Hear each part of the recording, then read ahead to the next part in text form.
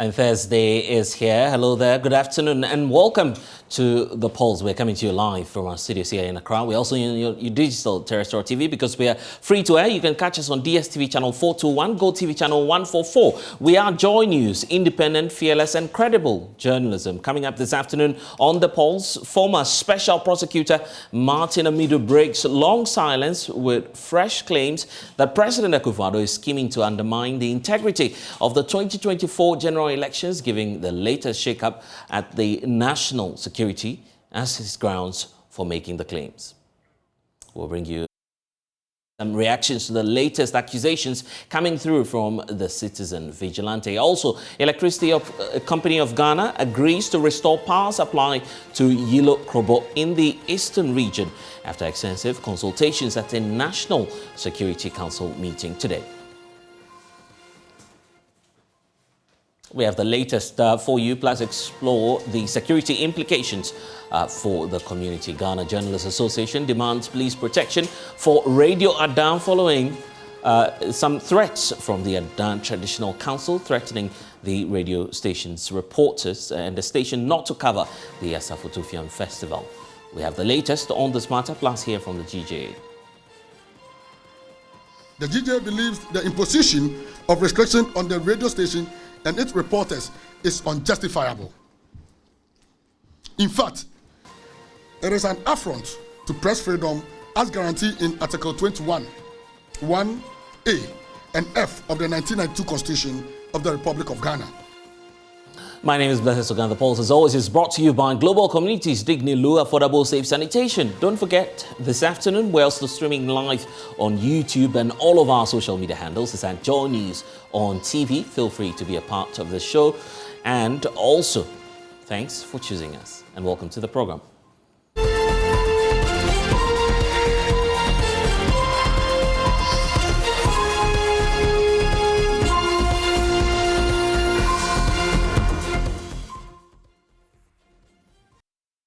And thanks for staying with us. We have a little bit of a developing story here as the Electricity Company of Ghana, as we understand, has agreed to restore power to the Yilo and Manya Krobo municipalities of the eastern region. Joy News can now confirm that the agreement was brokered by the national security at a meeting attended by officials of the Electricity Company of Ghana, the paramount chiefs, as well as other stakeholders at the meeting today. The areas were plunged into darkness since Wednesday, July 27, because the Electricity Company of Ghana switched off the feeders supplying power to the communities in the two municipalities over illegal connections and disagreement over the payment of bills. But the process to restore power is likely to take some time, as sources close to the negotiations have told Joy News that ECG has identified as many as 12 of its transformers that have broken down or have been destroyed by some known persons. A roadmap towards the restoration of power is expected to begin tomorrow, as we understand, Friday, 12 of August 2022, with the deployment of new transformers to replace the damaged ones. The company will also spend some time to assess the integrity of power lines in the area before possibly light to the two municipalities will be restored by weekend. Per the agreement, the Electricity Company of Ghana is expected to issue a statement later today detailing the roadmap towards providing electricity for the two municipalities after 2 weeks of darkness. But first of all, in the wake of the confrontations, the ECG boss has been justifying their decision to pull the plugs on the community. He was speaking days ago in an exclusive interview here on the Joy News channel. Why didn't you even go for the police? I decided to. Why soldiers? The army officers you saw are from the engineers regiment. They are all electrical engineers. My staff needed to be safe. We had a conversation. But they are soldiers. Yes. Yes. So not two ways about so that. why did you use for the protection of my staff? protection? Police are there, law enforcers. So why the police? Why the soldiers? I didn't have the requisite numbers to do the installation in record time. Did you talk to the IGP without giving you numbers? I mean, no, what are you talking you are about? talking about protection only. My exercise wasn't about protection only. With the pictures you see the army officers installing meters. They are not just, they are on ladders, they are installing. Again, why the soldiers? Why not the police? Okay, as I said, yes, I needed the soldiers because I needed their electrical engineers. The army has an engineer regiment that has electrical engineers. I needed those guys. I picked them up. I took them to my training school. We stayed there for about 2 weeks with the blessing of the national security. And then we deployed out there to do the exercise. This exercise was going very, very well. So the police don't have engineers? I don't know. I can't speak to that, and I'll choose not to speak to that because I know what I decided to implement. But yes. But so are you saying that the soldiers are the only engineers in town? If you want the because I have a problem. Yes, I have a problem. I'm listening. We have not had the best of relationships in Manya Krobo or Yellow Krobo in executing our business. So my staff needed the support they could get. From who? From the national security. Because we are running a business where, as you spoke about, they are independent power producers that we owe money Mr. Dubik Muhammad, did you talk to the police about, protecting you? The police at a certain point, place? The police were part of this program. I think when the police were involved, I was on the board. Right. That I do remember. And they didn't help? The lights went, they did help. I wouldn't say they did not help. So they did help. Right. What were you expecting them to do that they didn't do? The police did very well. Okay. This issue or this decision had nothing to do with the inability of the Ghana police. Not at all. Okay. So why didn't you go for them? It had everything to do with me concerning my request for numbers for the job. I had to redeploy people from across the country. It's not sitting well with me. I'm sure it's not sitting with many Ghanaians. What numbers being now? What numbers are you talking about? Exercise. Right. Installation exercise. Okay. You need people who are well versed in electricals to be able to do the exercise. What's the quickest way for me to add to my number of 100? I have about 100 technicians out there that I've pulled from around the world. Don't forget, I'm short-staffed. I have over 2.something million postpaid meters. My meter readers are just 800. I'm short-staffed. So if there's a place where I can redirect to put the requisite numbers and start raking in revenue, of course I will do it. So the soldiers were the right option for you at the time? They were the right option for me at that point in time. Because I needed to finish the exercise in record time. But look, now brings us to where we are today, that they are off. They go there, they are doing this stuff. This is how bad it is. But I think you could have also asked the IGP, IG, do you have engineers that can help me? Because this is something. I don't want us to go into the intricacies of governance. Why not? I am a utility company. Yes. I requested for a service. Wait. And you have customers, and you need a relationship with your customers. So if I see a soldier coming at me to do what? To instill fear in me? The soldier is not there to instill any fear in you. The soldier is there for my protection. And the police can't protect you? I started by saying, we have not had the best of friendships in that area. I again reminded you, if you divide 168 million by 8, or the present prevailing rate, you see the dollar value of what I am losing in the area. Nobody, up until today, 2022, July has ended, August. When I'm preparing my budget and revenue, I cannot add them because history is not on my side. And I work for the state. The state cannot show that it's weak. We keep allowing certain things to go, no. We are collect your money. So what? But my only problem is the soldiers. That's my only problem. Let me bring you to something that happened before they went off. Okay. There's a town that doesn't want prepaid meters. So because of that, they are cutting my fiber optic cable. They are disturbing my transmission lines. I disconnect them from the distribution transformer. We go to our base. We come back. The town has connected themselves to the network. How did they do it? You're asking me? I don't know. I'm sitting here. I don't know. Now, it didn't stop there. This thing happens about twice. Then I say, oh, you know what, guys? Rather, let's now disconnect this distribution transformer from the high tension. We disconnect from the high tension. Guess what? I'm listening. They connect back to the high tension. So, upon one of those evenings that we were done with our patrols, we were driving through the area. We get there, we see that the thing has been connected back to the high tension. The soldiers and my technicians get out to check. A mob comes out. The mob starts pelting stones and hitting them. If the soldiers were not there to protect my people, what would have happened? The police could have done it equally. I don't want us to dwell on this much, but if they were provoked and a shot had fired, there was a shot or something, what would have then happened? ECG goes to Krobo, or ECG goes to Manya Krobo, or ECG goes to Yellow Krobo too. but now that the chiefs are calling for withdrawal of the military again. Wait, don't jump. Let's talk to me. After the attacks on my people don't feel safe to work there. Everybody beat a retreat. We left. We went back to the base. And that's how I say, with electricity, it's a loop. It's a grid. If somebody is tampering with it, you can't give the other person a stable power supply. And if we don't have access to the grid, how can we work? So we then decided to shut down the line because they kept on tripping the line that was leading to Somania.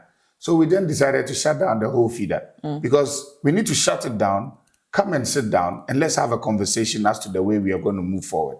We cannot be operating the business and be seen to be giving some people some special treatment. That is not how this country But was the built. chiefs are also calling for withdrawal for the military. Withdraw the military. So What? are you going to withdraw them and by their mandate? The chiefs and They are not people even law are enforcement. asking for us to forgive their debt. They are asking for the withdrawal of the soldiers. They don't want prepaid meter. They should tell us what they want. Because the thing is, we are at They a don't point want where to pay anything. I mean, what if they say don't- we are not paying anything? if you don't want to pay anything, you have to start paying something from somewhere. If we as a country, because as I'm speaking to you, the money from this your show, your electricity that you spend here, will settle their debt. So you are paying for them. All of us have been paying for them since 2014. What's the honesty in that? How can we grow a country where a small set of people have decided that they are not going to pay? Imagine if the people of Ashanti also decide that we are not going to pay again. Then what happens to this country? We become lawless. So are you going to withdraw them, the military? I am not inclined to. Right. So when are you having any discussions? When are you having The conversations are going on. The conversations are still ongoing. My thing is this: if my staff don't feel safe, I cannot operate. But Well, the justification coming through there from the Electricity Company of Ghana, but JoyNews is now learning and can confirm that indeed power will be restored to the community in the coming days. Let's bring in Adib Sani, security analyst, watching all of the developments for us. Adib, here we are today, the National Security Council, at least bringing some level of finality to the matter. But what we're not certain about is about the continuous exercise of replacing the postpaid meters with a prepaid one. That would obviously happen. But should it go on with much more deployment of the security officers? Well, I think a lot of the issues got to do with trust. It appears that the community doesn't trust ECG. ECG also doesn't trust the community. However, based on the negotiations that has happened and based on the commitment that the two sides have reaffirmed, I think that it is safe for ECG to restore power. However, first things first, those installations that have been destroyed would have to be fixed. There has to also be goodwill from the community. And going forward, I think this would be a big lesson to corporate organizations like the ECG. There's absolutely no way you can work under very stressful conditions, under conditions in which the people don't trust you. There's no goodwill.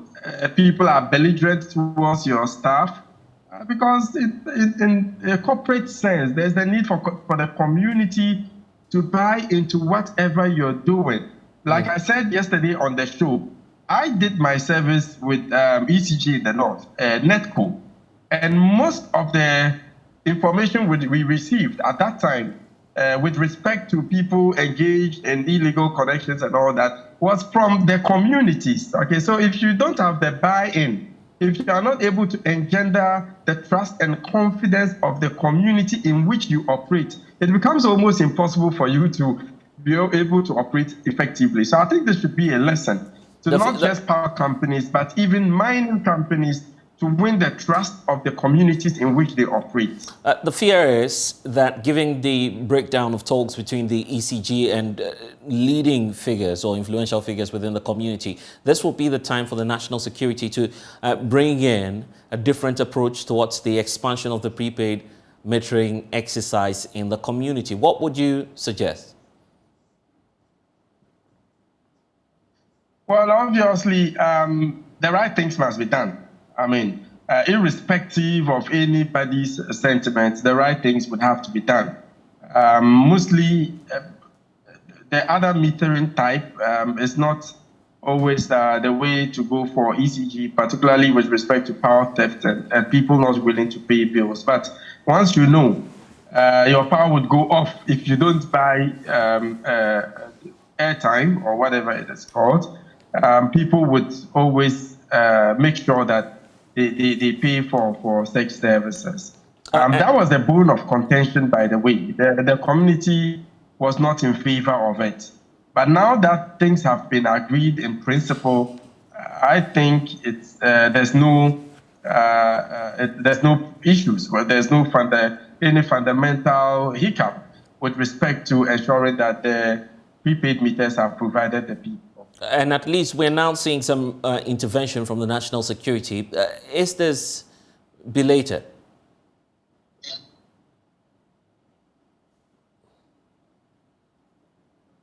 Adib, what do you think about the intervention from the national security? Well, I think it was a good call. It was a good intervention, just that I felt that it became a bit too late. I mean, right from the onset, the national security should have been deeply involved. Unfortunately, I don't know whether it was due to lack of information, but it was unduly delayed until things became heated before the national security intervened. Because this is a purely national security issue. Lives were threatened, property was threatened, and something needed to be done. And ECG, on the other hand, were not doing the right things also. Involving the military was wrong. It shouldn't have happened in the first place. And the justification given by the gentleman who was interviewed before this interview was also very uncalled for. He should know that electricity, even under international law, is a right. Okay, you don't have to group punish because of the actions of some few. That is not to water down the seriousness of the response of some of the community members. But it was up to law enforcement to follow up and ensure that those individuals are apprehended and dealt with according to the law. But for you to punish the whole community made up of thousands of individuals, to bring business activities to a halt, definitely was a national security issue. Unfortunately, it was overly delayed, but it better happens than even if it is too late. So I think that their intervention was in the right direction. Okay, we'll keep watching the space. Adib Sani, security expert, thank you for your time here on The Pulse. And back to the special prosecutor, former special prosecutor Martin Benskiza Amidu. Well, he's broken his long silence with some fresh claims that President Akufo-Addo is scheming to capture the national security apparatus towards the electoral agenda of the New Patriotic Party in the 2024 parliamentary and presidential elections. Well, for the former Attorney General, he says President Akufo-Addo's constant refrain of handing over power to the NPP-led government in the 2024 elections and his desire of appointing friends and family to key strategic positions is a clear indication that the president is abusing the law to favor his political agenda. So exactly what are some of the concerns of Martin Amidu? Let's bring you excerpts on your screen right now. First of all, he goes ahead to indicate that the appointment by President Akufo-Addo of Mr. Edward Asumani, Deputy National Security Coordinator, to act as National Security Coordinator with effect from Monday, that's the 8th of August 2022, subject to the confirmation of his appointment to the receipt of the constitutionally required advice of the National Security Council, given in consultation with the Public Service Commission, gives finality to President Akufo-Addo's long game to capture the National Security Secretariat apparatus towards the electoral agenda of the president for the 2024 parliamentary and presidential elections. Then he goes ahead to point out that the groundwork to facilitate the accomplishment of the dreams of the president to abuse the constitutional process through the appointing powers vested in him to load the institutions of state which are responsible for impartial law enforcement, security and intelligence of the electoral processes with new leadership of the national security apparatus appointed by President Akufo-Addo had already been laid down during his first term in office as president when he captured the commanding heights of the Ministry of Communications and Digitalization and its associate regulatory authorities and agencies responsible for information technology and communications. For those who understand the power of controlling voters and citizens' biometric data, this is a point you must pay attention to. Martin Amidu is claiming that this could be a means for checking or providing some surveillance of political opponents, which could not have been far from the main reason, for instance, why we are having government insist and railroad Ghanaians on the Ghana card registration and the SIM card re-registration exercise using the what he calls the unconstitutional and infamous process of the establishment of Emergency Communications Instrument EI-63. Now, according to Martin Amidu in his latest epistle, the 1992 Constitution has endured the longest in the democratic history of our dear nation, and he's enjoining all citizens to defend it against any attempts by the president to undermine its spirit or to establish by any subterfuge a one-party state by an elected president entrusted with the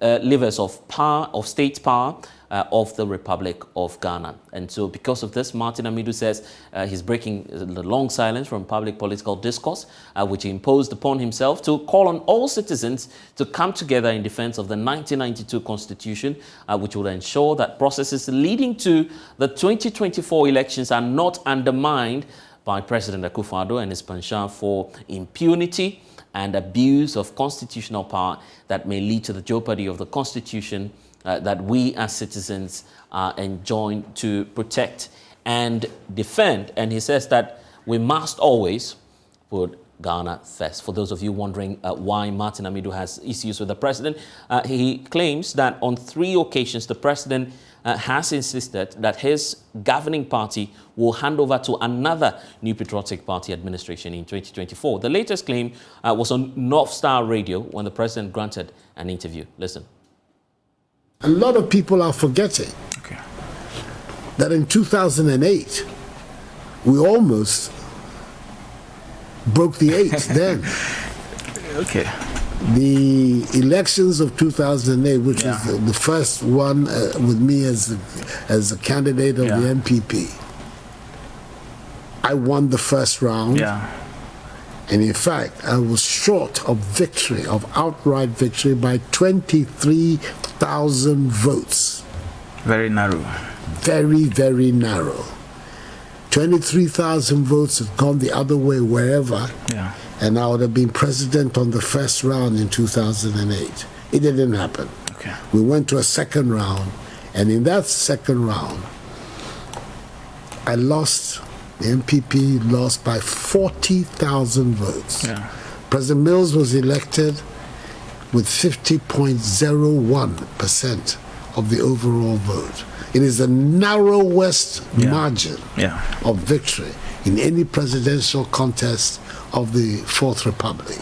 What that tells you that the MPP was extremely close to making that statement as far back as that. 2008. We have all learnt our lessons from what happened. Those that came from our own side, the difficult, the problems that we had ourselves, and those that were external to our party. And we're determined this time round that it will not only will it not be a victory, but it will be a decisive victory because this National Democratic Congress, they should spend more time in opposition so they can organize themselves better for the future of Ghana. And this is what Martin Amidu has issues with, the decision and that desire of the president to stay on to power, which he claims is playing games ahead of the 2024 elections, starting with the shake-up at the national security. So let's bring in now Pelgrave Boachi Dankwa, government spokesperson on governance and security. Thank you so much, sir, for your time here on The Pulse. The president did not give clear reasons for his decision, first of all, to do that recent shake-up at the national security. Are you able to explain to Ghanaians now, unlike what we're learning from Martin Amidu, as to why the president did some of these changes at the national security? Good afternoon to you and a very good afternoon to your viewers. I think that in this country, we have seen that successfully from 1992, peaceful elections have been constructed by the Electoral Commission. I would want to put on record for us to displace and disregard the comments that have come from Martin Amidu. I mean, he's not an authority as it relates to electioneering, and we all need to be able to continually put trust in the Electoral Commission, who would have an opportunity to hold their 9th general election come 7th December 2024. Yeah, I agree with you. I'm sorry for cutting through, but you'd give the credence to Martin Amidu as someone who's played an instrumental role in nation building. This is the former Attorney General, for Christ's sake. You do know that, and this is not someone who could just, throw away his claims, knowing that he's also occupied the office of the Special Prosecutor. I do disregard the claims of Martin Amidu on record, and you can quote me on that. The President of the Republic continually holds the right on decisions that he makes as regards to persons in various sectors. The president has made a decision of bringing in new leadership into the national security. And you will recall, the acting national security coordinator was the deputy national security coordinator. And I think that the president has made his decision. The president in no way is desirous in recapturing power in 2024 unless the good people of this country have voted for him. And the NPP, the president has always stated that the election is won on the day that elections are voted for. And so the schemes that the Honorable learned former Attorney General Martin Amidu is trying to purport into the interest of the Ghanaian people should be clearly disregarded with every iota of trust that it deserves. The president has made his decision. He's appointed leaders of the national security. He's reassigned the former national security coordinator to focus on the Accra Initiative at the office of the president. And the Accra Initiative, it will be a concern to the Ghanaian people, is sharing intelligence within our various countries. And I believe very well that the former national security coordinator is in the right scheme of mind to continue his work, focusing on the regional bloc as we all experience various measures of threats of terrorism in our country. Martin Amidu describes the National Security Secretariat as a law enforcement agency which does not need to be filled up with persons of partisan interest. Are you mindful of that as a government in making the latest appointments you did? All appointments that are made in this country is in the interest of the Ghanaian people. The Ghanaian people on every electioneering year vote for a political party. When the political party ascends into power, the political party becomes the party of the country. All the people that the President of the Republic appoints and deems fit as ministers, as deputy ministers, as CEOs, as deputy CEOs, as MPs, people that are serving in the various districts, are all persons that serve in the interest of the country. And I do not think that we would want to discredit the leadership of President Nana Akufo-Addo and his decision really to appoint these people. And these people, I can put on record, are not party cronies. They are people that have the experience. They are people that are credible. They are people that have shown leadership in everything that they have done as it relates to security and making sure that our country is bordered and guarded very well. Help us with this, and maybe this will be the finest opportunity of understanding what the president means. He's on countless occasions expressed his firm convictions that the New Patriotic Party, regardless of what happens to the party in the 2024 elections, he is convinced that he would be handing over power to an NPP president. I'm just paraphrasing the president in that regard. What exactly is motivating that consistent belief of the president? The desire of every political party is striving on promises. And I believe that the NDC also campaigned very strongly to win the 2016 election, and they lost. They also campaigned very strongly to win the 2020 general election, and they lost. And so every desire of every political party is to remain optimistic continually. And I believe that president is remaining optimistic continually. The former president, John Dramani Mahama, should the NDC decide that he becomes a flag bearer, is also going to be very optimistic that he's going to win the 2024 general election. But it depends on the Ghanaian people. And so the president remaining optimistic is key for him and for the political party. You do not expect that the president will be pessimistic.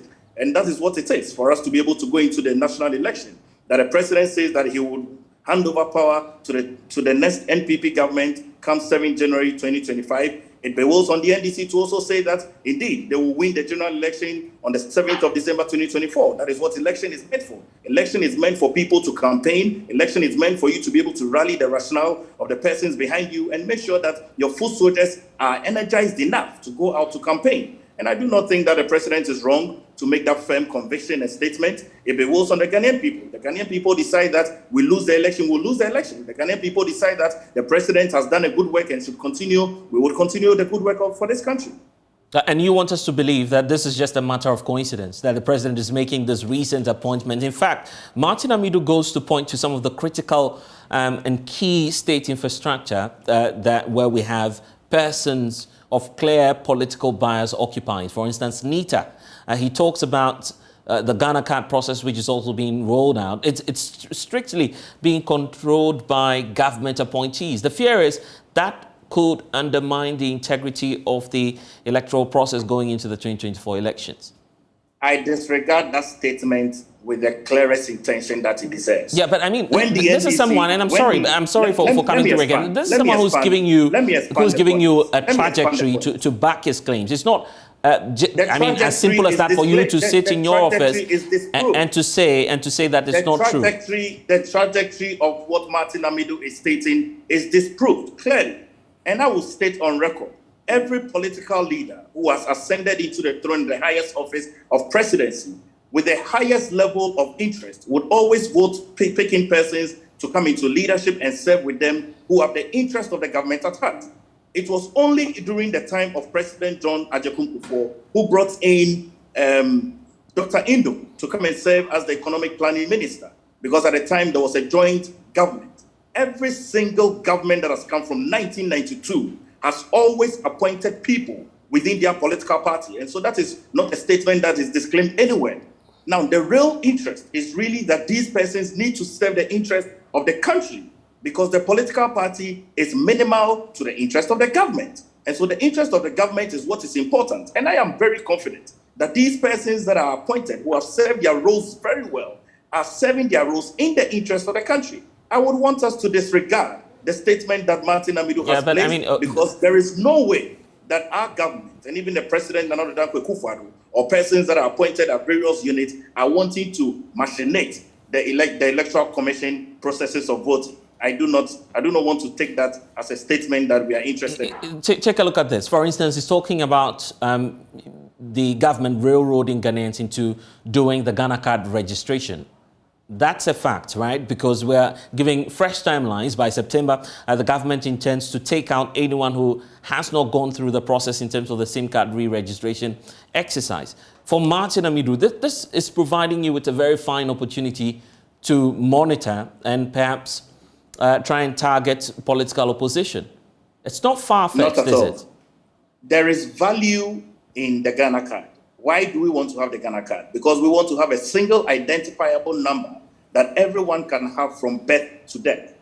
We want to be able to develop as a country like other countries have developed. People in the United Kingdom have an NI. And so once you have an NI, once you enter into the system, you are plugged into every moral fabric of the society.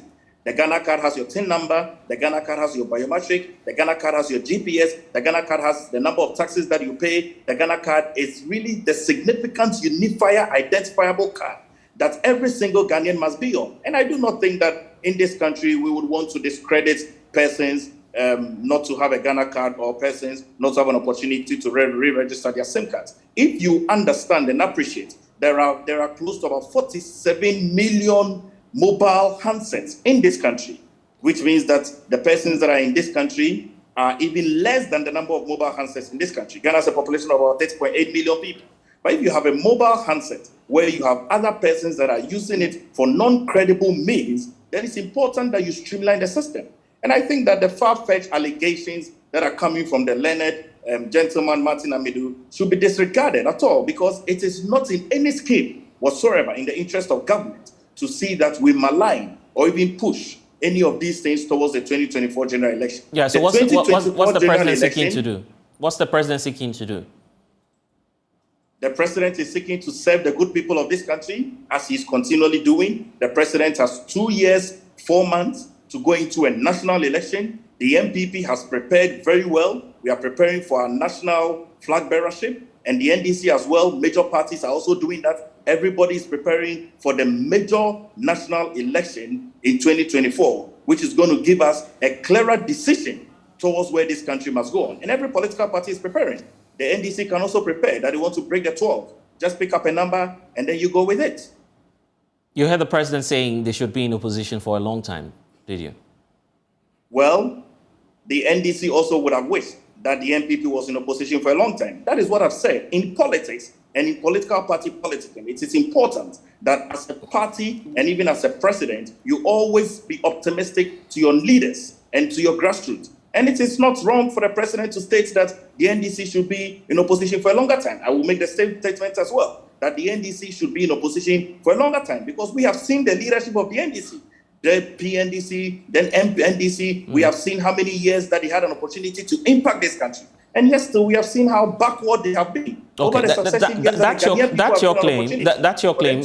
Perhaps I guess we'll have that conversation on comparing your track records later on. But is it not significant that consistently you find Martin Amidu, and this is after a very long break, when he left the office of the special prosecutor, he tabled before the president some concerns he had, then published an article calling the president, you know, the very obvious, I do not intend to repeat those words, but just suggesting clearly that the president has that desire of shielding his appointees and building cronies. He's back again saying that the president is doing same.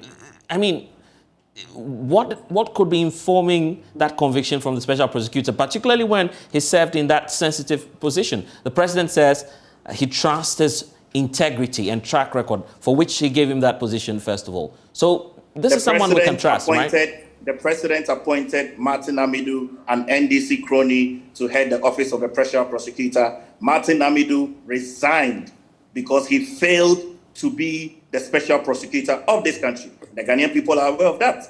And so in that regard, I do not know why Martin Amidu is up to this, but I'm telling you on record that we should disregard all statements that come from Martin Amidu, because it has the least of credit that our government can ever give to it. Well, he's asking Ghanaians to rise up and defend the Constitution. What interpretations do you get from that? You should be able to ask him that question, because the 1992 Constitution is not in contempt, as far as I'm concerned. The 1992 Constitution has guided us. We just of the 1992 Constitution, which is gradually giving us a beacon of democracy. And I do not think that the 1992 Constitution has lost the value whatsoever. For your side, I mean, and from where you sit, looking at the posture of the president, he's been criticized on so many occasions for his indifferent posture. I mean, he doesn't seem to care about what's happening in the country. We've not heard him speak even on some of the crucial matters confronting us as a nation. All we hear the president say is, for instance, we'll break the 8 and the NPP will continue to run the affairs of this nation. That's the closest we've come to hearing from the president touch on what's going to happen to the future of this nation. Don't you have that feeling that the president simply does not care, knowing that at least he's leaving office after his 8-year term? I have a very positive feeling for the president, and I have a very positive feeling that the president cares about this country. The president has spoken on several occasions. The president spoke about our conversation with the IMF. I'm not sure whether you followed it at all. The president has stated that we are going to rebuild this country stronger and firmer. We are going to make sure that the economy bounces back. The president has spoken all throughout, even during the COVID pandemic. And so there are a number of issues that the president has spoken about. The president cares about this country. The president is not sitting idle just because he's in his last term. He's working. Over the last week, the president was in the northern region. I'm sure that you followed. He's working assiduously and supervising projects. He visited the number of sites, 111, Agenda 111 sites. The president is busy, and continually the president has stated that he's going to finish and complete all the 16 flagship programs that he has promised this country and the good people of this country. Well, Pelgrave, granted, we may not take this from Martin Amido, but there are some scientific inquiries, at least giving us a sense of what's happening there at the presidency. The latest Afrobarometer report points to the fact that Ghanaians believe that you're not doing much in terms of corruption. It goes to suggest that probably the president is not doing something right. He may be shielding his appointees or otherwise. It is in this history that the president, in the budget, successfully, from 2017, has given almost 2/3 of government's budget to anti-graft agencies. Yoko, Special Prosecutor.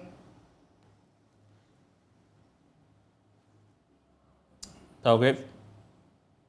Okay. It appears we've lost connection to Pelgrave there. We'll definitely get you some more as and when we have it. But we are also focusing on the economy. But let me give that final chance to Pelgrave. We lost you briefly on the point you're making there. Yes, so kindly unmute for me so you wrap up with the point. Anti-graft. The president has contributed very much to the anti-graft. Lots of money has been enshrined.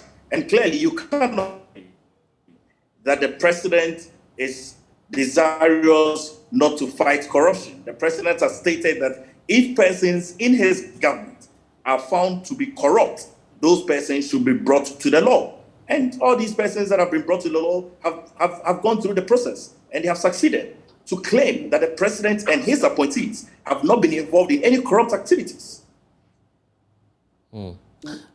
Anyway, I would have to leave it here. I'm grateful for your time. That's Pelgrave Boachi Dankwa. He's actually the government spokesperson on governance and security. He was just touching on some issues of the president assuring that the economy will be back on track. But there's a lot more happening to the Ghanaian economy, because in the second quarter of 2020, as COVID spread around the world and countries went into lockdown, the price of crude oil particularly crashed because of lack of buyers. Now, producers were virtually paying people to take oil off their hands because they didn't have enough space to store it at all. After this, OPEC members agreed to slash production by some 10 million barrels a day to help drive the price back up. In June 2021, with demand for crude beginning to recover, OPEC has started gradually to increase supply and putting some extra 400,000 barrels a day onto the world market. In July and August alone, it added some 600,000 extra. It will add some 100,000 in September. When Russia invaded Ukraine, the price of crude soared to well over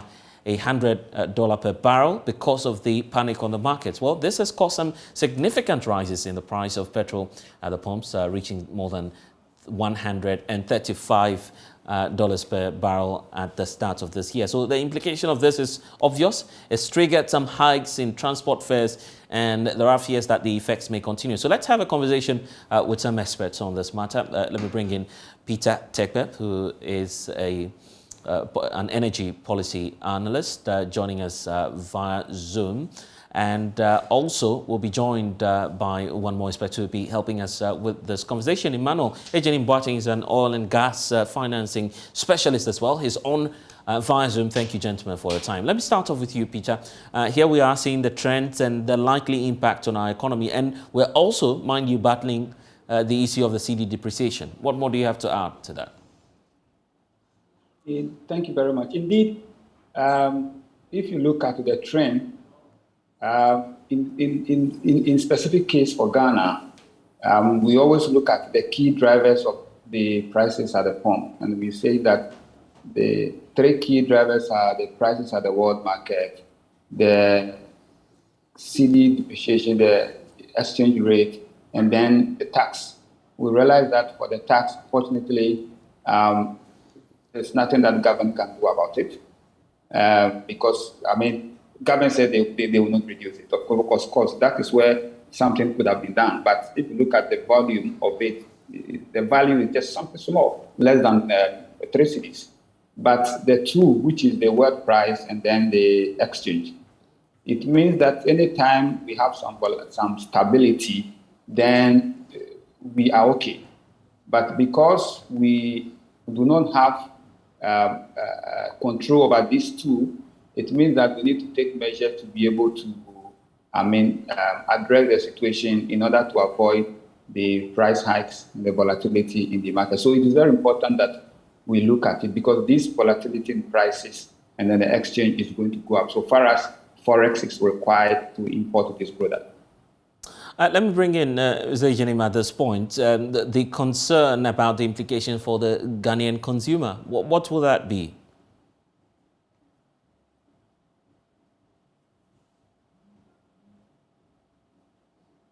And kindly unmute for me so we can hear the points you're making, sir.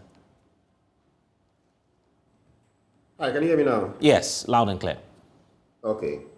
So I was saying that I think for Ghana, first of all, greetings to all your listeners. In Ghana, I think it's key. Petroleum drives everything we do, whether it's transport, whether any other thing that's done internally, petrol is key. For the ordinary consumer, I think prices going up. Yesterday, the Statistical Service spoke about the inflation and all that. And the key thing is that these things are being driven by the increase in petroleum prices. So for the ordinary consumer, it is key that the consumer can buy fuel cheaper. Otherwise, then it's challenging at the end of the day, I must say.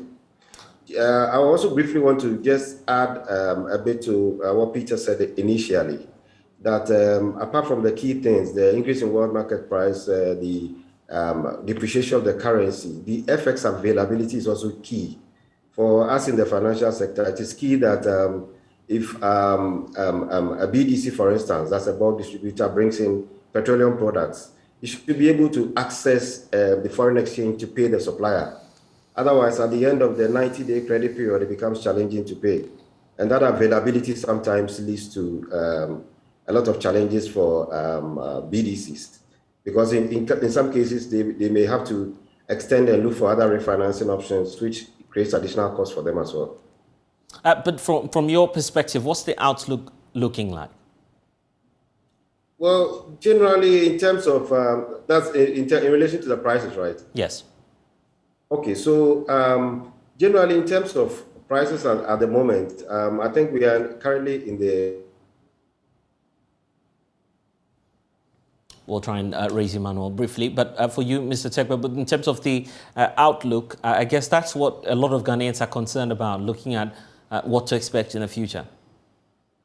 Yeah, indeed, if you look at the situation, it seems like when one variable is getting better, then another variable also comes to muddy the waters. That is when we're looking at prices at the world market trying to stabilize and go down a little. Then, unfortunately, we are faced with the FX situation in the country. And government initially, through the Bank of Ghana, decided that they would take the importers of the petroleum product from the main market, that is the bank market, so that they can source for Forex directly from the central government as a way of helping to curtail the situation, to minimize the impact of the FX variable in the pricing component. Unfortunately, prices reduced at the world market that could have seen significant impact at the pump, but that was all, erased by the sharp depreciation of the currency. And so going forward, in fact, government needs to deliberately look at a policy that will cure the issue of the cedi depreciation, so that while the world market is going down for us to benefit, we can also feel the impact at the pump as well. So we need deliberate policy from government, apart from what government is doing now. in terms of giving out FX to the market. We think that significant portion of the pricing component are this element of the FX. And when that is done, it will help, which means that we need to create a special liquidity reserve or buffer to support the how do you call it, this sector, especially for importers. Right, and in the wake of the decision by the government to turn to the IMF, the fear is that all subsidies may be gone and will be faced with paying the actual prices on the market. Well, we are still waiting for the condition. Definitely, looking at the situation we find ourselves, there's no way IMF is going to tell you that you should rather reduce or, take out certain, bring in the policy of this subsidy. There's no way that will happen. So that one will not be on the table. But we think that once IMF is coming in, it's going to instill discipline in the fiscal space. And once discipline is instilled, there will be confidence. The one there is confidence, and then the investors begin to pump in money, we are able to go to the euro market. Then the benefit to the consumer is that it will curtail the depreciation of the currency. Then once the Russia-Ukraine is settling, then we are sure that whilst price at the world market is going down, because of the discipline in the economy, it will also help to improve the currency. Then we'll be able to see the impact really at the pumps. For you, Emmanuel, how do we cushion citizens at this point, particularly as government is complaining about shortfalls in revenue?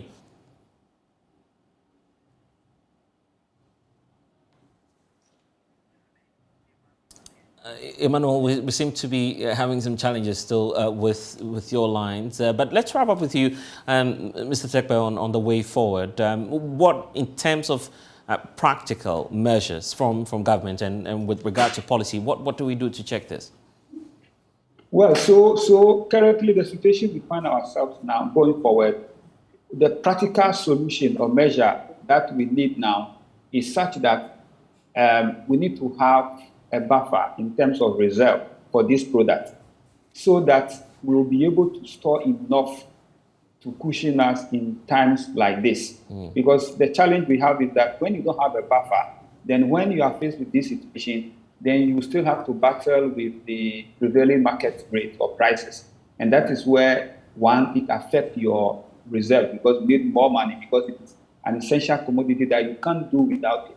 And so when prices are high, government must do everything to look for funds to be able to import. And so we need to create a strategic reserve, just like BOSS, to expand it so that when we are able to import more and have it stored, at least if we have like 6 months, reserve. Definitely, when prices are skyrocketing, government will be able to release some of this into the system to be able to help minimize the impact. And going forward, this is what we need to do. We need to build infrastructure space for this sector because it is a critical sector that can cripple and ground everything to a halt. Peter Tekpe, thank you for your time here on The Pulse. Well, still to come, Joy News is this afternoon learning that the Office of the Special Prosecutor will go ahead with a full-scale probe into tax waivers granted by some customs officers in the wake of the La Bianca saga. It's all coming up here on the show. Please stay.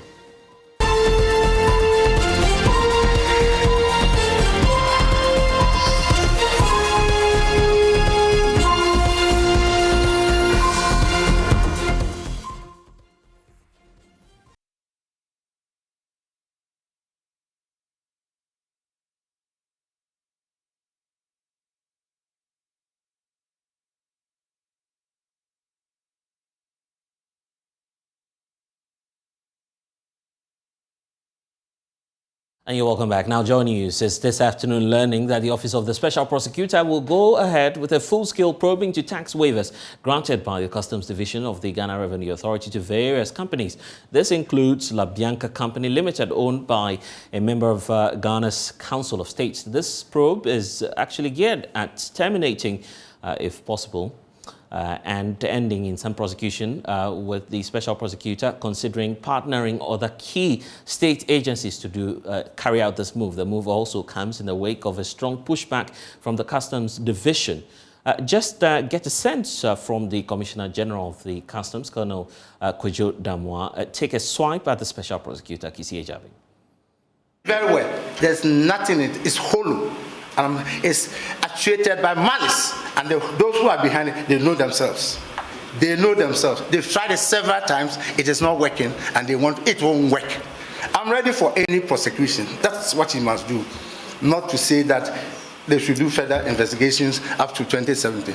Up to 2015, I have letters written by Deputy Commissioner Denis Agavo granting similar things.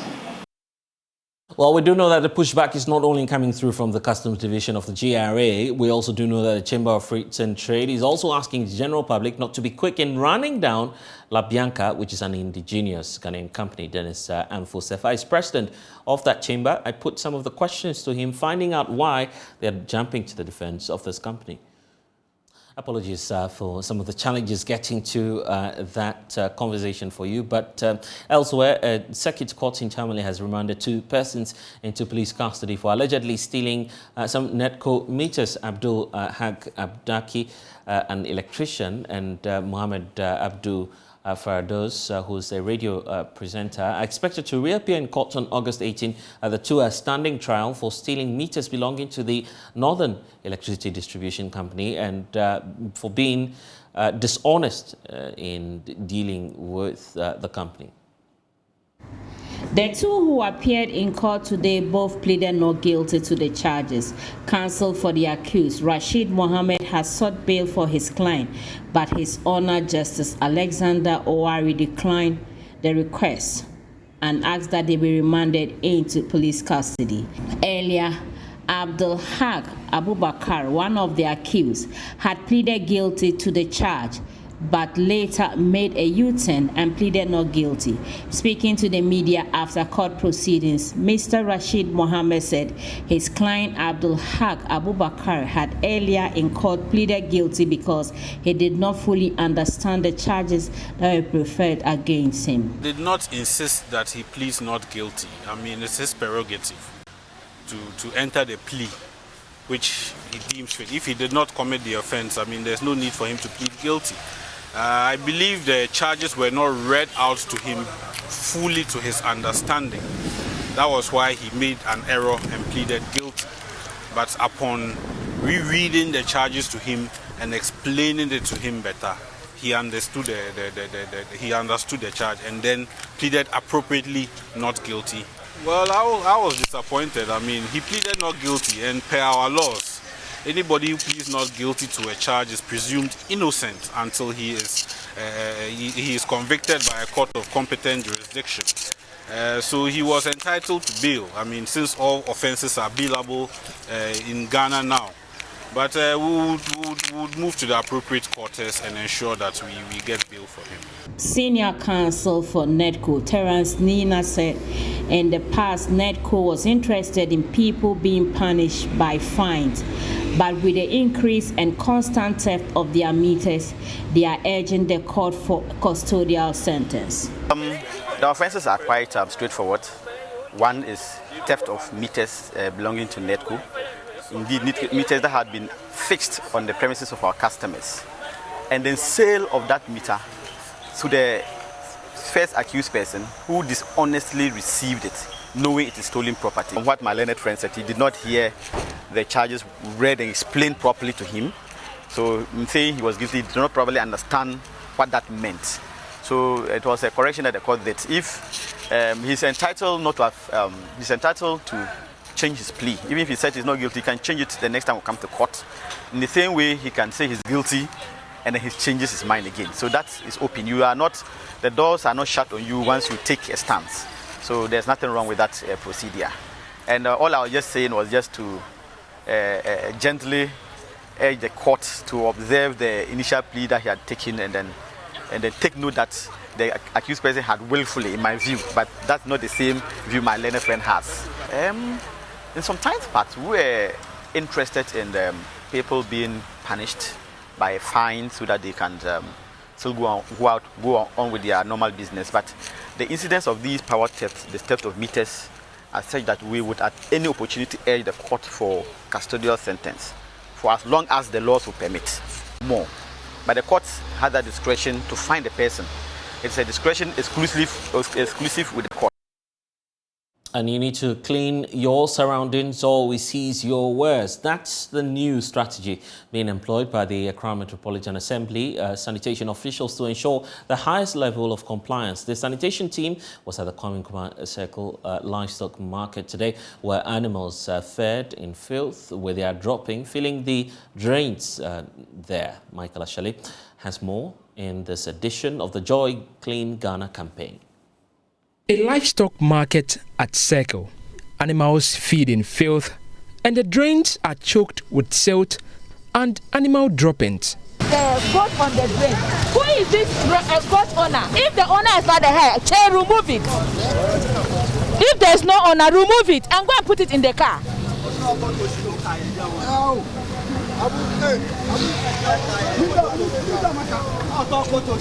Please, where are the others? Sammy. They should remove all the goat on the drain.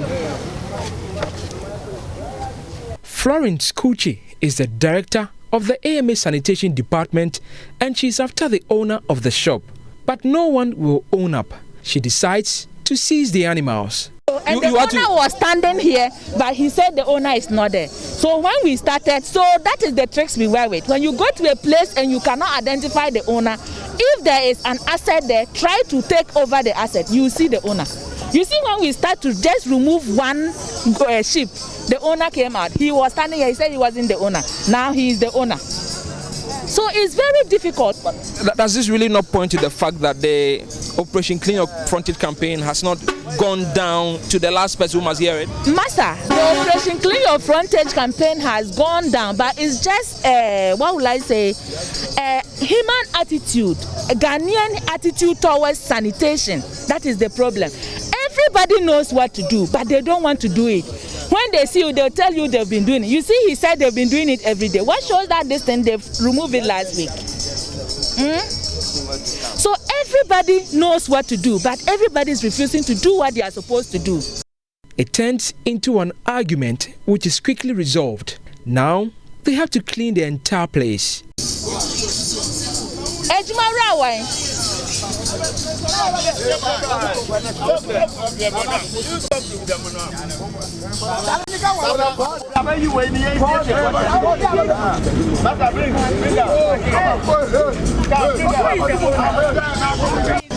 an insult.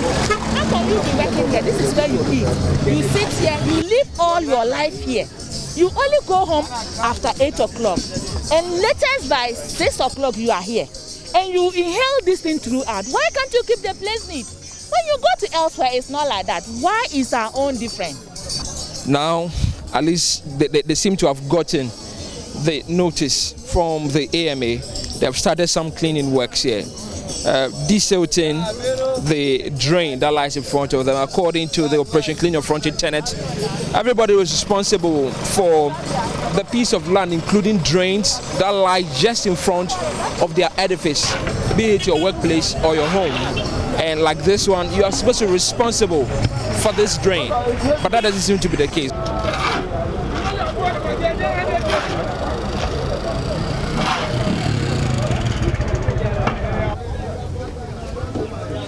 Please, after that, remove the pallets from the drain. Madam, you tell us we're here. Yes, so we want to do the work together. We'll do that for you. We want to do it together. I want to help you do it, so remove the pallets. We're here. We'll do it. We'll do it. We'll do it like that. So we beg you very much. We beg you do it. The concern is they are leaving the waste, the silt they've collected from the drain onto the shoulders of the street.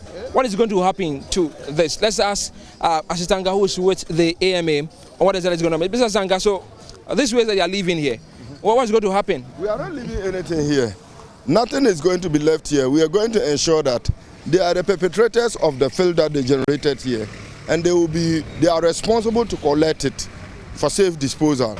And whatever it will cost them to collect the silt that they've worked on, they will bear the cost of it and take it away. It's been an eventful day at the livestock market here near Aveno, and under the ECG pylons here, very close to Circle. We'll ask Florence. Now their truck is here to collect the waste that was removed from the drains. In fact, today's exercise has been one of the successful exercises that we've done. We've been able to complete the circle. We started with the Sultan. Now we are loading into a skip container for it to take away. There's not going to be a way that we'll leave this in here. But we are not just leaving them to go. We have served them with summons because they have caused the mess. They shouldn't wait for us to come and tell them to clean before they clean. So we've served them summons and notices, 3 abatement notices. And it shows that when next we come and we see anything of such, we don't need to give them any abatement notice. We are running out with a summons, so nobody will complain that nobody has been here. Officers have been here a series of times, but they refuse to comply. Under the Operation Clean Your Frontage tenet, you are expected to clean your immediate environment. Failure to do that, you're going to be seeing men and women in reflectors from the AMA or from the local assembly who will come to serve you notice. I don't think you want that. Make sure you are doing what's right. For JoyNews, Michael Ashale. And back here in the studio, we need to tell you about this. The Alliance for Social Equity and Public Accountability has petitioned President Akufo-Addo to remove a member of the Council of State in connection with the LaBianca saga. Days ago, the Office of the Special Prosecutor retrieved some amount of money from the group. However, we know that the Chamber of Trade and Trades is asking the general public not to be quick in running down ownership of LaBianca, which is an indigenous Ghanaian company. Owned by the member of the Council of States. Dennis Amfosefa is president of that chamber. The Office of the Special Prosecutor has concluded its investigation and has issued a report. But we of the Chamber of Trade and Trade strongly believe and are clear in our minds that the OSP's office got it all wrong. And this is a clear case of give a dog a bag name and hang it. We have reasons to say that. One, advance ruling is captured in the Customs Act that is being used to run the activities and the works of customs. The Customs Act 2015 Act 891, Section 12, clearly defines what customs advance ruling is, who can apply for, and how, and the procedure within which customs would either grant, deny, or vary the applicant's application or what he or she seeks to ask customs to grant. So it is not out of place that a company, an importer or an exporter, applies to customs and explains their position that, listen, customs, we are importing X amount of cargo that we bought for X amount of money. But we have realized that that type of cargo, when imported into this country, you value them at X amount of money, which we believe it is against the transactional valuation system that is accepted by our laws and by WTO and by the World Customs Organization. So they have not done anything out of place. Nothing out of place at all. So if they apply... But there's the issue about how often we have this happening. The special prosecutor, for instance, points out to influence peddling. That's a serious crime, isn't it? That is also a serious factual inaccuracy. Because you're challenging the special prosecutor on that? Of course, he's human and he can err. There was nowhere in the report that the customs commissioner or the deputy commissioner of operations said that they approved or granted the applicant's application based on the influence of the applicant. My interaction there with the Chamber of Trade and Trades yesterday, but today there's an update with the Alliance for Social Equity and Public Accountability pushing the president to act on a petition it sent days ago to that office. Mensa Thompson is Executive Director for the group, joins us via Zoom now. Thank you, sir, for your time here on The Pulse. So it's clear that if you're assessing what it is that happened, there's one side of the story where the Chamber of Trade and Trade believe that the OSP has got its findings wrong. That would also ultimately mean that your conclusion that the member of the Council of State, Madam Heaney, to be taking off that position will not entirely be fair, isn't it? Well, that's not true. I mean, and let me even begin by that. You see, there are two principal things, and the Council of State is more of an advisory body to the president. They are a group of people who have been put together to advise the president on key decisions that the president is going to make. Now, such people, one of the key requirements or to be a member of Council of State is to be of high moral character. It's the same as judges, principally the same procedure for Superior Court judges, a person who is of high moral character. Now, how do you prove? Now, a person with high moral character will have the ability to say no to certain positions, to certain instances, and would never put themselves in situations where their personal interest may conflict with the interest of the state. For example, how is Madam Asomahene,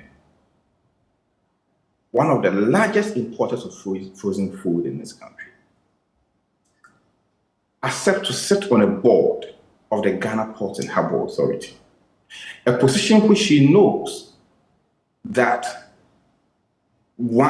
just being on the board, the potential of her commercial and economic interest to conflict with that of the state is very, very, very high. And so right from the beginning, to just scare away anything, you decline. But this person, who is a member of the Council of State, takes up the appointment, sit on the board of the Ghana Port and Harbour Authority, take decisions which, quote unquote, affect her commercial interest as well. Yeah, but that can in be the end, somebody of high moral character. Yeah, but in the end, you're failing to address your mind as a group, as a SEPA, to the fact that this said company, LaBianca, has a legal person. So you can't conflict that necessarily with the member of the Council of State. No, what you're forgetting, we're not talking about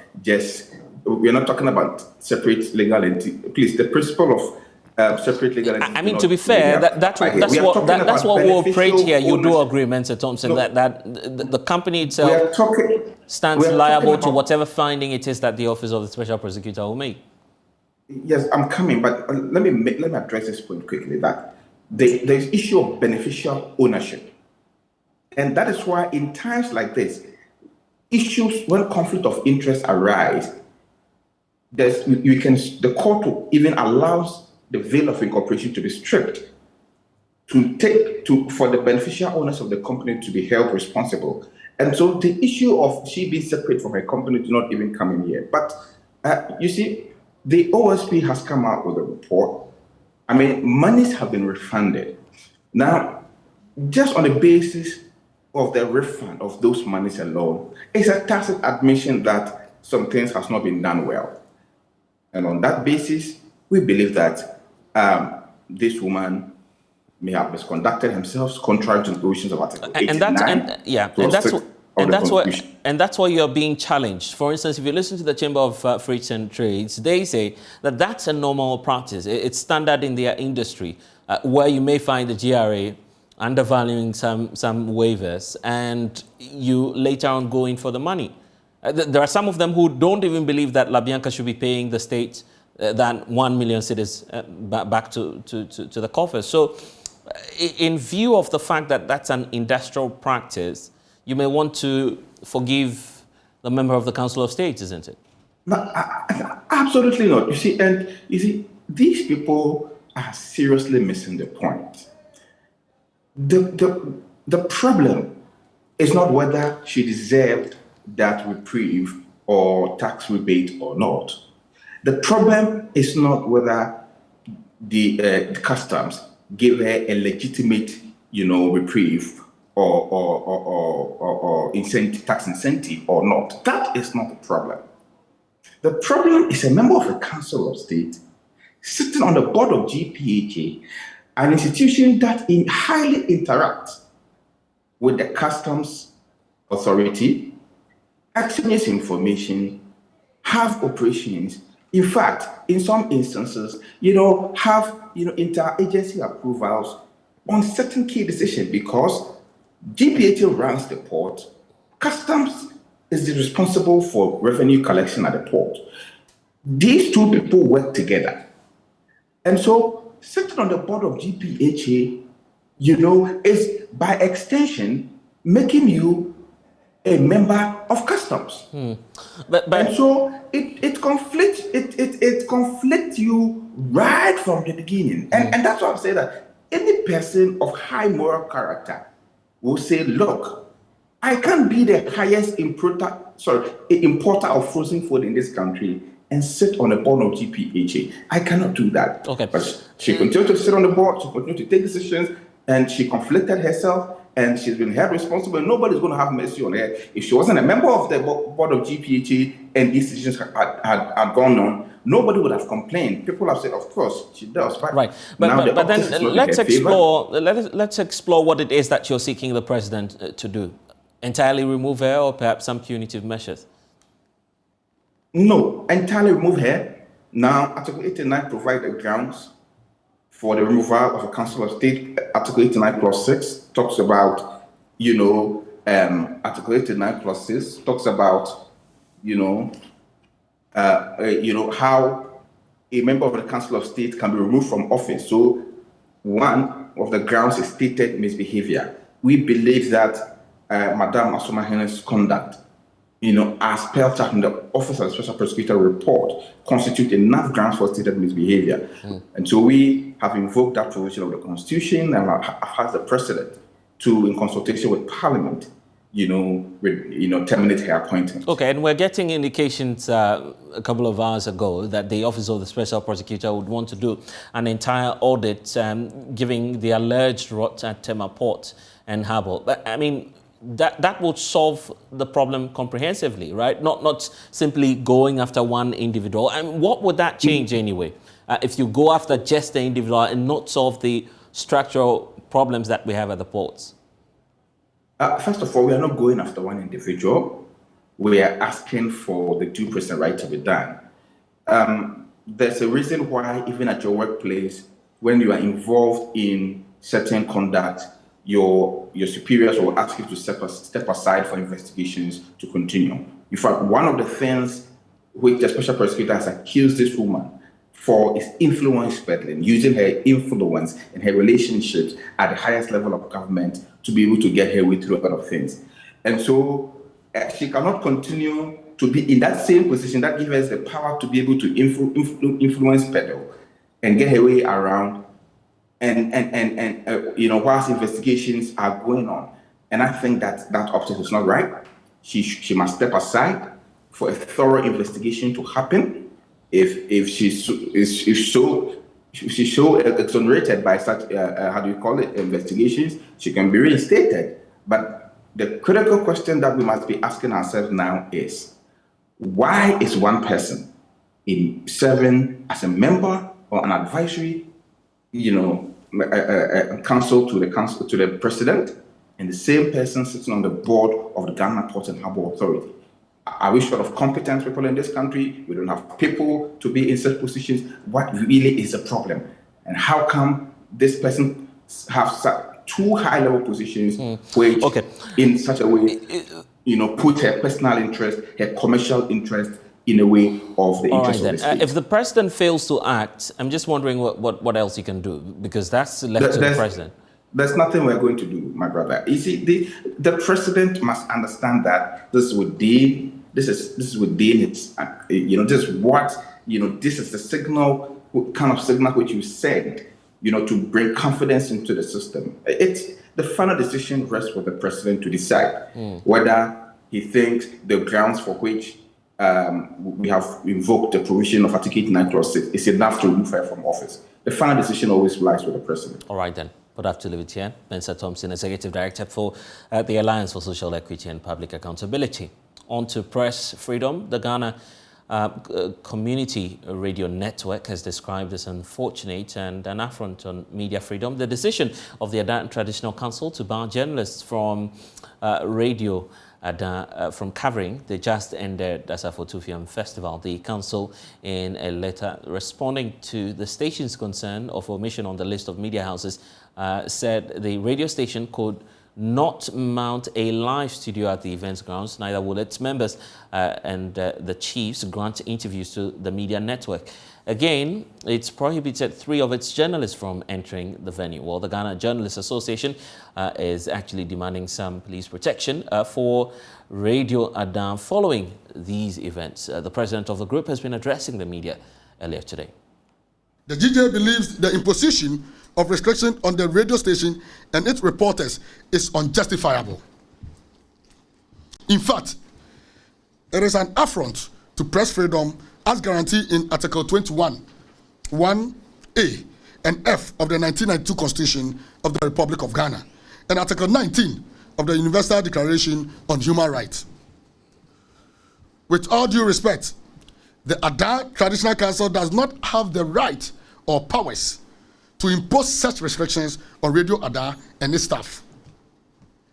We also consider the barring of the 3 reporters of Radio Ada from wearing the paraphernalia of the radio station, and particularly the mention of their names, a threat to their lives and that of their family. On the way forward, the GJ calls on the Ada Traditional Council not to take the law into their own hands, and that it should endeavor to use the due process of law to address its concerns.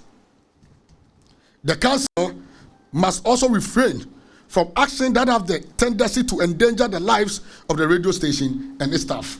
We have discussed the case of Ada Radio with the leadership of the Ghana Police Service, who have assured us of full protection for the staff of Radio Ada to enable them go about their normal duties.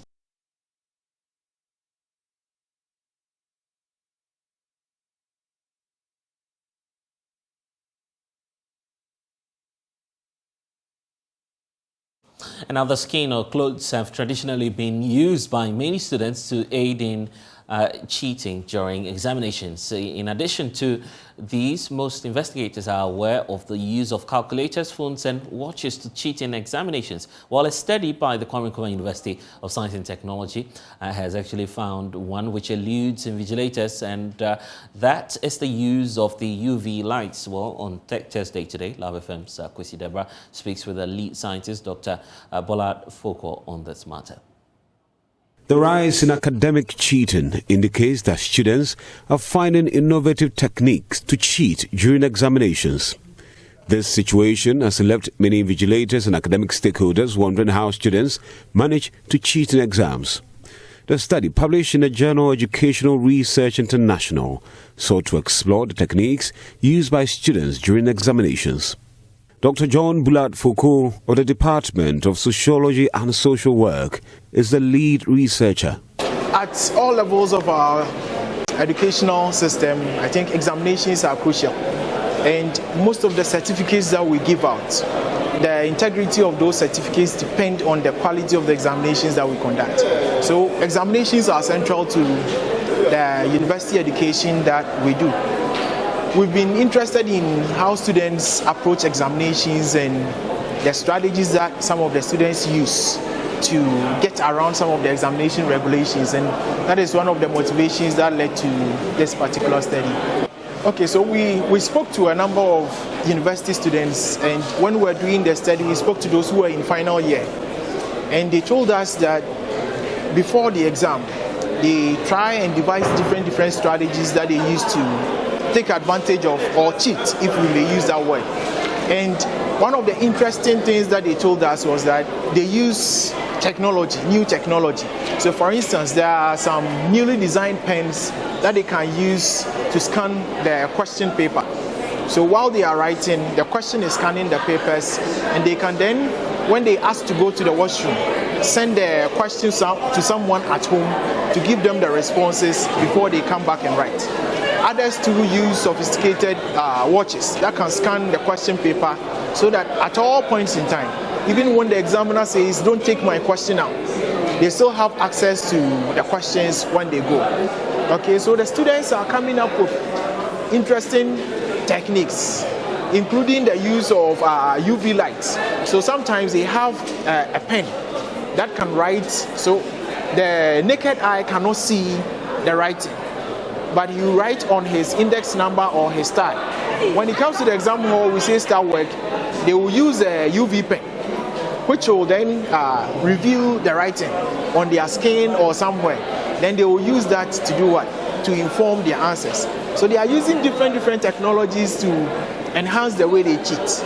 But then the universities too, we are trying to catch up with how students are using technologies so that we can also ensure the integrity of the examinations that we conduct.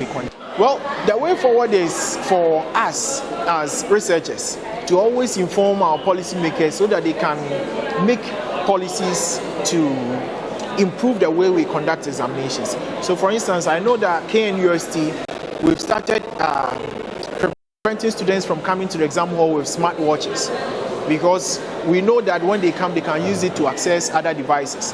And then there's been a system in place where students are not allowed to bring programmable calculators to the exam hall. These are all measures that we are trying to do to prevent the use of technology as a strategy for cheating during examinations. Reporting for JoyNews, Kwesi Deborah.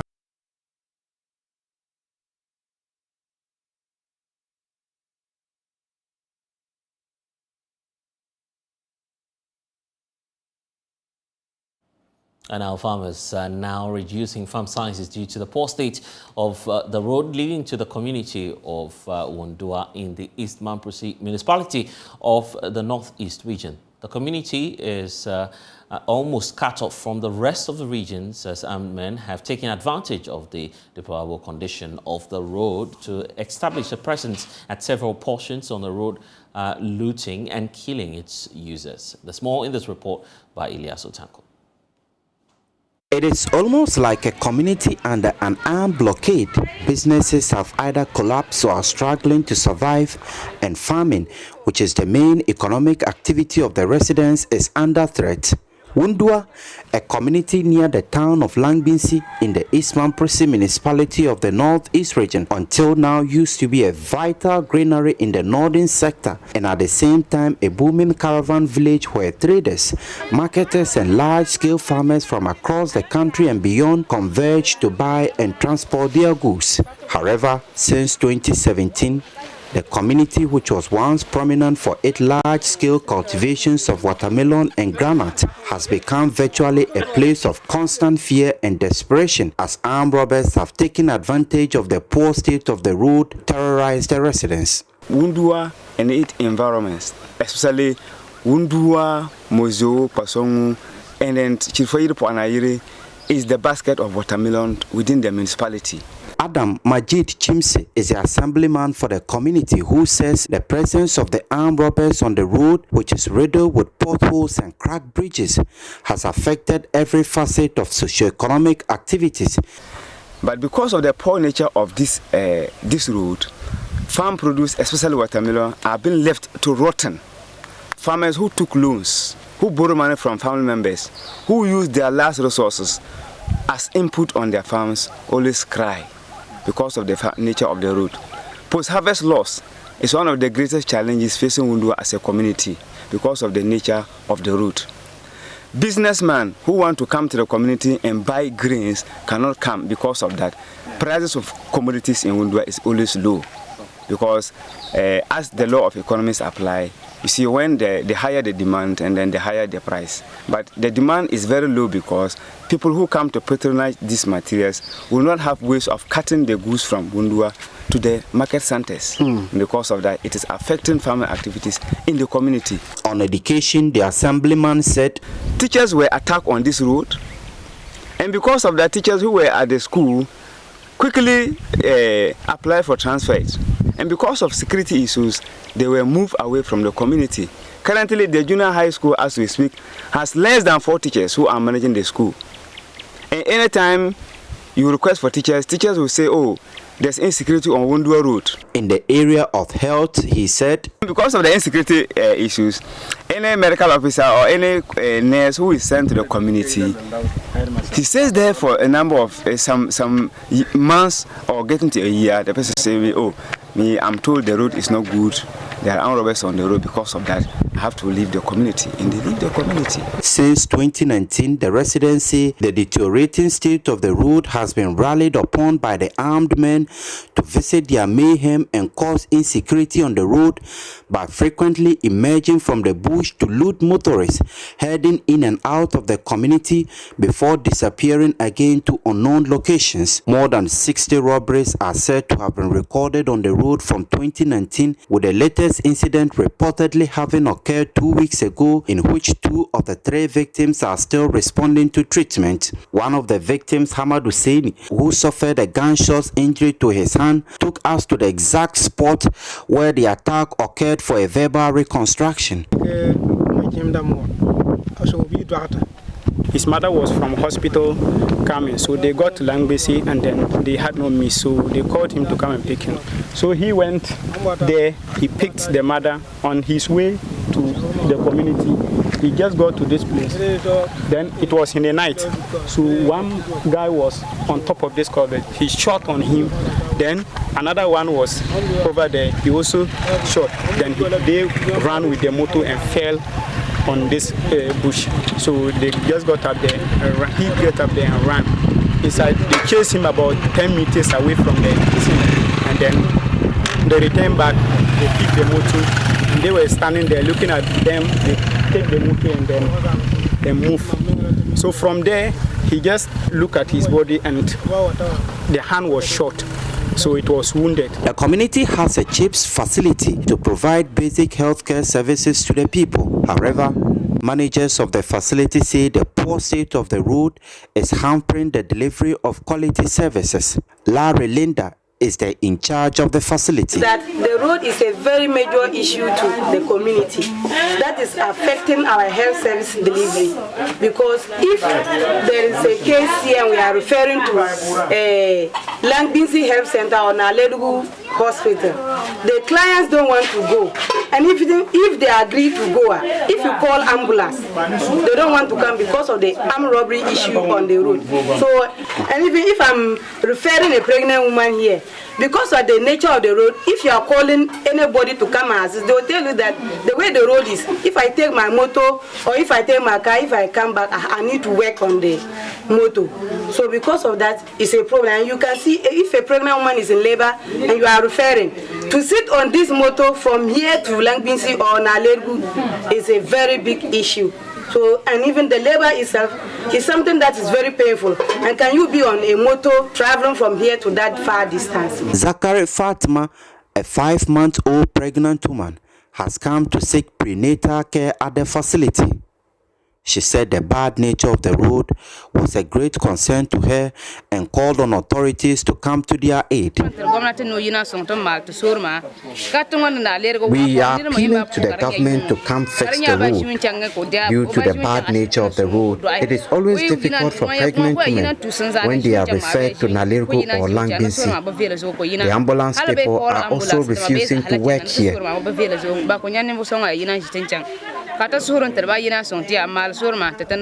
Some market women said they have lost their businesses as their customers have since refused to come purchase their goods after one of them was attacked on the bad and insecure road. The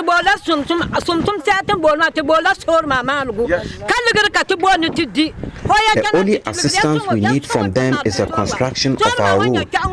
We are not asking them to give us money. Because of the poor state of the road, armed men always attack us. Well, and that's all we have for you here on the Pulse on the JoyNews channel. I am blessed, so now log on to myjoyonline.com. We have updates for you there. Next is Let's Talk Showbiz, but that would happen after this break.